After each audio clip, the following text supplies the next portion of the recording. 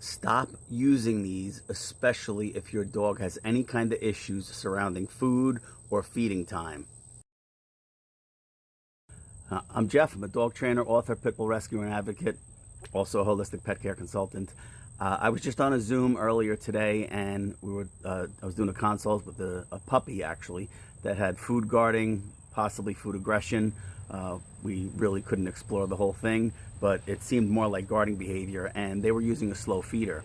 And in this case, the food, let's call it guarding, the food guarding pre-existed the introduction of the slow feeder. But I had to explain to them that slow feeders, not only can they contribute to food guarding and food aggression, they can actually cause food guarding and food aggression. So please be careful if you're using these things. Aside from the fact that most slow feeders are plastic, and that's a whole different set of health hazards. At any rate, when it comes to behavioral issues surrounding slow feeders, I understand why people do that. If the dog eats too fast, or maybe they want to enrich the dog's feeding, endeavor, if you will. But there are other ways to enrich your dog's feeding and slow them down if that's what your objective is.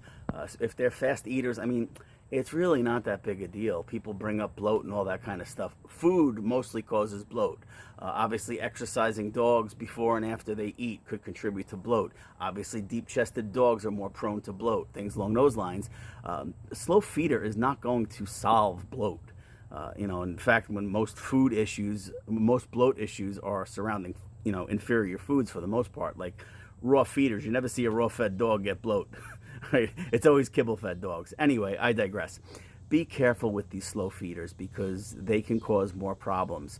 If you have to slow your dog's feeding down, you can add some water to the kibble and let it soak for a few minutes. Let the kibble get a little soggy. And while the dog may still eat fast, it'll be easier for the dog to keep the food down. And you can spread food out on the floor if you're feeding kibble. People like on the floor. Yeah, it's okay if your dog eats off the floor. They call it the scatter method, where you kind of scatter food around and the dog has to kind of go around picking up all the kibble. You can scatter feed. You can use a more shallow bowl than what you normally would. You could use flat things like baking pans or even, plates for that matter. And one of my favorites, if you have a fast eater and you're trying to enrich your dog's life by implementing the slow feeder, get a couple of Kongs and put their daily ration in the Kong. This way they got to knock all the food out. And yeah, it's going to be on the floor, but so what? It's much better, it's much safer, and it's far more enjoyable for the dog. We don't want feeding to be a frustrating endeavor, and that's what slow feeders do. They introduce frustration to one of the dog's most important things that they do in a day is eat. Food is their primary resource, and if we make eating and create a frustrating experience surrounding that, nothing good can happen. And I know this is controversial because a lot of people, they recommend these slow feeders. Don't do it. There are so many other ways you can, if you have to, slow the dog's food, feeding down, like the water, the Kongs, the scatter method. This is just off the top of my head, but I just wanted to do this video because we talked about it this morning. And as soon as they mentioned slow feeder, I was like, get rid of that immediately. Again, this was a dog that had guarding. So if you guys have, if any of you have dogs that have borderline sensitivity surrounding food and feeding time, and you're using a slow feeder, get rid of it. I don't care what anybody says. It's not worth the risk.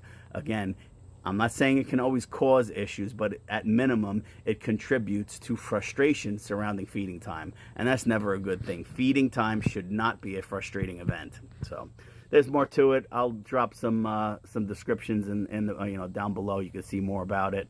And if anyone has any comments or questions about slow feeders, let me know.